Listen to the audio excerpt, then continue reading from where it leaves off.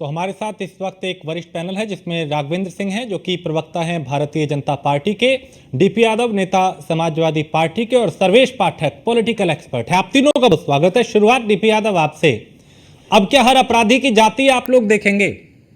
अगर यादव है अपराधी तो फिर यादव, दूसरी जाति का है तो वो, दूसरे धर्म का है तो मजहब को टारगेट कर रहे हैं। अब ये रफीक के बारे में क्या कहेंगे? इन लोगों के बारे में क्या कहेंगे जो खुद आपराधिक इतने बड़ी घटना में शामिल थे, जिनका खुलासा हुआ है, जिनकी तस्वीरें आप लोगों के साथ है, जो कोई लोहिया वाहिनी का सदस्य है, कोई महासचिव है, कोई और किसी के पास पद है? देखिए, ये बड़े दुर्भाग्य की बात है कि भारतीय जनता पार्टी की सरकार में इस प्रकार के काम हो रहे हैं। प्रधानमंत्री जी, हम लोगों को याद करना चाहिए कि प्रधानमंत्री जी ने जब 2016 में नोटबंदी का ऐलान किया था तो क्या कहा था? इस देश से सारे जाली नोट समाप्त हो जाएंगे, फेक करेंसी इस देश में अब नहीं रहेगी। लेकिन दुर्भाग्य की बात है कि इस देश में अंतर्राष्ट्रीय तरीके से जाली नोट की छपाई हो रही है और कहीं न कहीं उसका वितरण हो रहा है।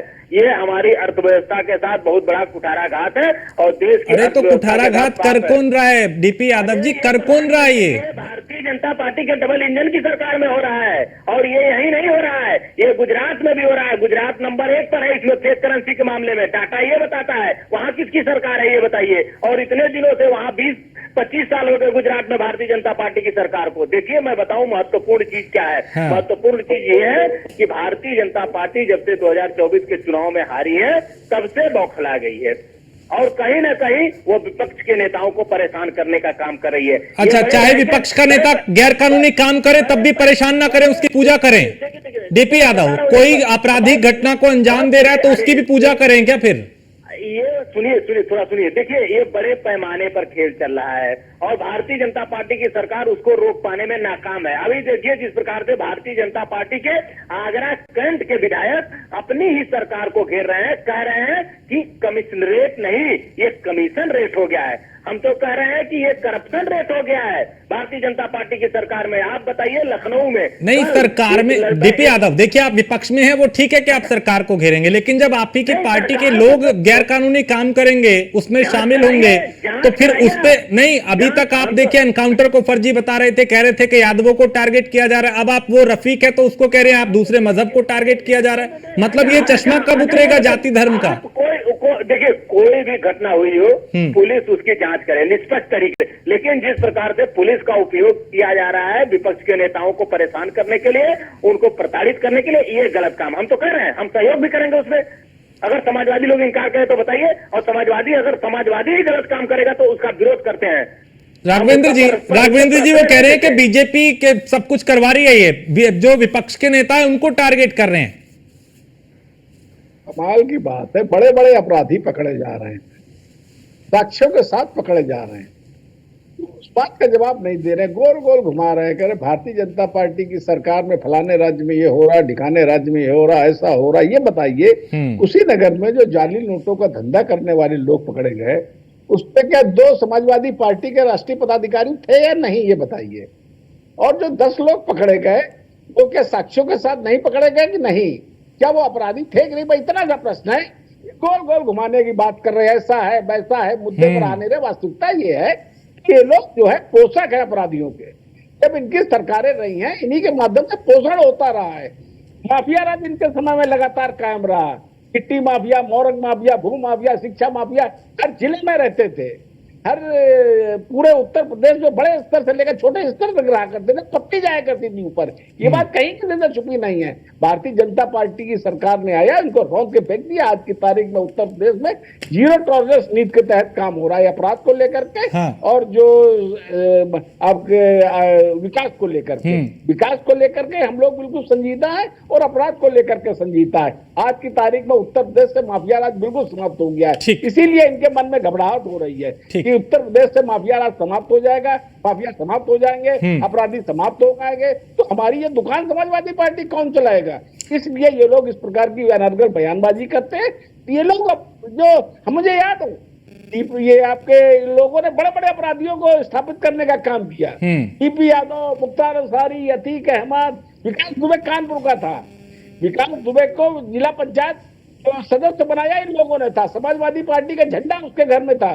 भाई ये कोई कहने की बात है, पूरा उत्तर ठीक, भली प्रकार से ठीक जानता है है। सर्वेश। का हाँ सर्वेश, ये बयान कि अब उसको नोटबंदी से जोड़ना, मोदी जी ने नोटबंदी की थी, बीजेपी के राज में ये सब हो रहा है, मतलब अपने गिरेबान में झांकना नहीं कि भाई आपकी पार्टी के लोग इसमें शामिल है और ठीकरा सरकार पे फोड़ देना ये, और फिर हर मामले में धर्म का चश्मा, मजहब का चश्मा दिखाई दे रहा है, ऐसा क्यों? ऐसा इसलिए राजेश भाई क्योंकि समाजवादी पार्टी का अस्तित्व ही गुंडों और रेपिस्टों और आतंकवादियों को बचाने पे टिका हुआ है। जिस दिन ये उन लोगों को बचाना छोड़ देंगे उस दिन इनका अस्तित्व खत्म हो जाएगा। आप देखो, आतंकवादी जब आतंकवादी की घटना में लिप्त होते हैं, जेल जाते हैं, तो मुलायम सिंह जी बोलते थे कि हम उनको छुड़वाएंगे। जब हाईकोर्ट आता है तब जाके उनको, उन आतंकवादियों को सजा मिलती है। ऐसा तो यूपी में एक कहावत है कि जिस गाड़ी पे सपा का झंडा उसमें बैठा हो सपा का गुंडा। और दूसरी बात, आप डीएनए टेस्ट करवाओगे रेपिस्टों का। पिताजी ने कहा था कि लड़के हैं, लड़कों से गलती हो जाती है। बेटा उस एक कदम और आगे निकल के कहने लगा कि जो रेपिस्ट है अगर वो समाजवादी पार्टी का है या वो मुस्लिम है तो पहले आप उसको डीएनए टेस्ट करवाओ। मैं उनसे एक ही बात पूछता हूं कि अगर आपके किसी घर की महिला के साथ रेप हुआ होता तो आप यही बात बोलते?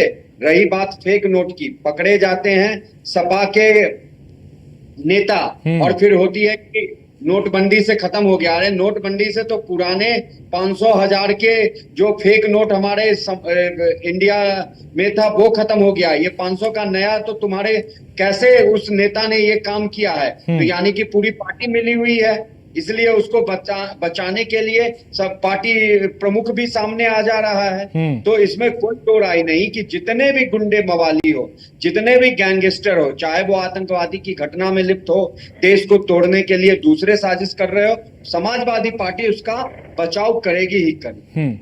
ठीक है डीपी यादव, सिर्फ बचाव करना है क्योंकि कभी अपराधी का धर्म देखना है, कभी मजहब देखना है, क्योंकि मंशा तो आपकी नीयत पे भी उठेगी ना कि भाई जब अपनी ही पार्टी के कुछ लोग आपके क्राइम में शामिल होते हैं तो चुप्पी साध लेते हैं, उस पे भी ठीकरा सरकार पे फोड़ रहे हैं। यहां तो जवाबदेही तय होनी चाहिए थी।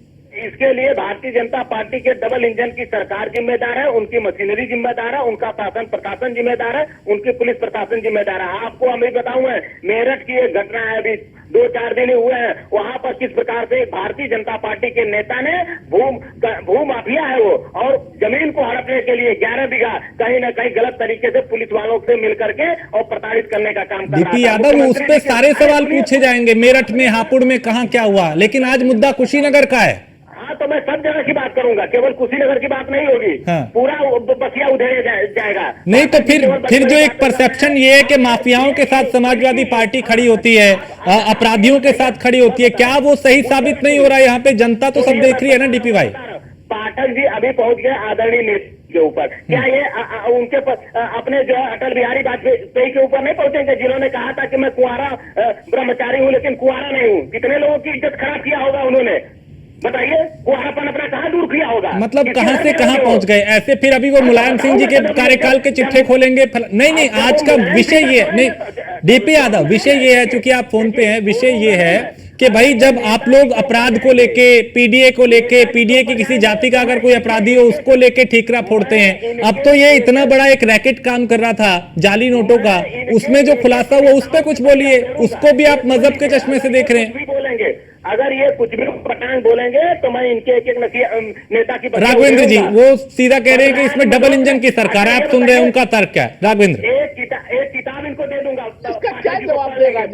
सिरकर का अगर कोई बात करेगा, भाई साक्ष्य होने चाहिए, प्रमाण होने चाहिए। मैं तो बता रहा हूँ, जौहर यूनिवर्सिटी में किताबें नहीं निकली गई थी, दीवान के अंदर आजम खान ने बहुमूल्य किताबें छुपवा रखी थी, सरकार को पता चला, दीवारें तोड़वा करके किताबें निकलवाई थी। ये क्या गलत है क्या? जौहर विश्वविद्यालय जहाँ पे आजम खान ने जो गेस्ट हाउस अपना बनाया था, जिसको तोड़ा गया था, क्या नहर बाग की जमीन में नहीं बनाई गई थी क्या? बात का जवाब दीजिए। मुख्तार अंसारी जब जेल में थे तो पक्का तालाब मुख्तार अंसारी के लिए बनाया गया था, जिनको ताजिम मिल सके। बात का जवाब दीजिए। क्या बड़े बड़े अधिकारी के साथ बैडमिंटन खेलने जाया करते थे? अतीक अहमद ने 1 दर्जन से ज्यादा कांस्टेबल को अपने घर में गिरफ्तार करके बैठा लिया था। जब मुलायम सिंह यादव उत्तर प्रदेश के मुख्यमंत्री थे तो उनका दबिश पड़ी, दबिश में पता चला AK-47 थी, AK-47 तो नहीं मिली लेकिन उनको गिरफ्तार कर लिया। माननीय मुलायम सिंह यादव जब दखल दी तब उनको छोड़ा गया। इस बात का जवाब क्या है? अखिलेश यादव जो थे, जब इनकी सरकार थी, आतंकवादियों को छुड़वाने इलाहाबाद हाईकोर्ट पहुंच जाते थे, कहते इनको छोड़ दीजिए, इससे हिंदू मुस्लिम सौहार्द कायम होगा। इस बात का जवाब दीजिए जब हाईकोर्ट ने फटकार लगाई थी कि आप इनको छुड़वा करके क्या पद्मश्री देना चाहेंगे क्या? देखिए, वास्तविकता ये है, हाँ। लोग वास्तव में ईमानदारी से पोषक रहे हैं अपराधी अपराध के। इन लोगों ने अपराधियों के बड़े बड़े ठीक। अपराधियों को ठीक है सर्वेश, ये जनता तो सब देख रही है ना कि भाई आप अपराधी, पहचान छुपाने वाले, जब इस तरह के लोगों के साथ खड़े होते हैं, आप एनकाउंटर में धर्म जाति देखने लगते हैं, जब इस तरह की कोई बड़ा एक्शन होता है उसमें मजहब देखने लगते हैं, तो जनता तो सब समझ रही है ना। देखिए, जनता सब समझ रही है, लेकिन जनता फिर भी कभी कभी नासमझी करती है। समाजवादी पार्टी को कुछ एक चीज से दिक्कत नहीं है। अगर जूस में कोई मूत्र मिला के पिला रहा है और योगी जी की सरकार उस पर कार्रवाई करेगी तो भी उनको दिक्कत है। अगर खाने में कुछ बीफ मिला के हिंदुओं को खिलाया जा रहा है तब और उस पे योगी जी की सरकार, बीजेपी की सरकार, यूपी की कार्रवाई करेगी तब पर भी समाजवादी पार्टी को दिक्कत है। दिक्कत इनको ये है कि ये तुष्टीकरण में एन केन प्रकारेण अपने वोट बैंक को, अपने राजनीतिक अस्तित्व को बचाना चाहते हैं। जनता अगर देखती होती तो जनता इसका जवाब उन्हें समुचित देती, लेकिन जनता भी कहीं ना कहीं नासमझी करती है। रही दूसरी बात कि आप चाहे जितने भी अपराधी को बचा ले, देश में कानून है, देश में संविधान है, आपका एक भी अपराधी बच के नहीं जाएगा।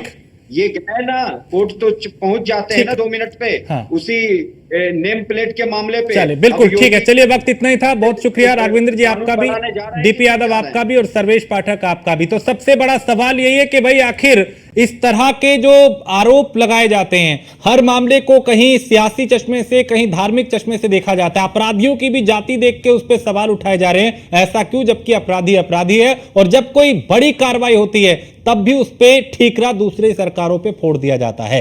अब समाजवादी पार्टी से जुड़े हुए कई लोगों को पकड़ा गया है जाली नोट के रैकेट के मामले में। अब उस पर भी कहा जा रहा है कि साहब डबल इंजन की सरकार थी, नोटबंदी हुई थी, रोक नहीं लग पाई, जबकि अपने गिरेबान में झांकने की जरूरत है कि आप जब दूसरों पे उंगली उठाते हैं तो कुछ उंगलियां आपकी तरफ भी उठती हैं।